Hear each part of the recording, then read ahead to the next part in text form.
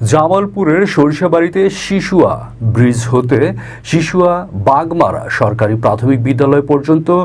১,৯০০ metre সড়ক নির্মাণ প্রকল্পের বৃক্ষরোপণ করেছেন স্থানীয় সংসদ সদস্য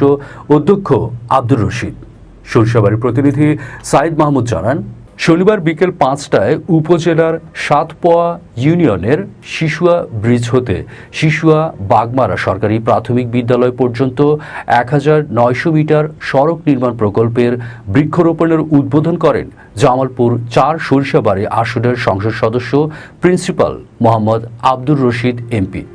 এ সময় আরও উপস্থিত ছিলেন উপজেলা আওয়ামী লীগের সাধারণ সম্পাদক অধ্যক্ষ ডক্টর মোহাম্মদ হারুনুর রশিদ, বাংলাদেশ বীর মুক্তিযোদ্ধা সন্তান কমান্ড জামালপুর জেলা শাখার সাধারণ সম্পাদক, সরিষাবাড়ি স্পোর্টস অ্যাসোসিয়েশনের সাধারণ সম্পাদক এম মঞ্জুরুল মোর্শেদ তরফদার সোহেল, সাতপোয়া ইউনিয়ন আওয়ামী যুবলীগের সভাপতি রেজাউল ইসলাম, সহ অধ্যক্ষ আব্দুর রশিদ এমপির পুত্র রাজীব আল রশিদ সহ অন্যান্য নেতৃবৃন্দ উপস্থিত ছিলেন।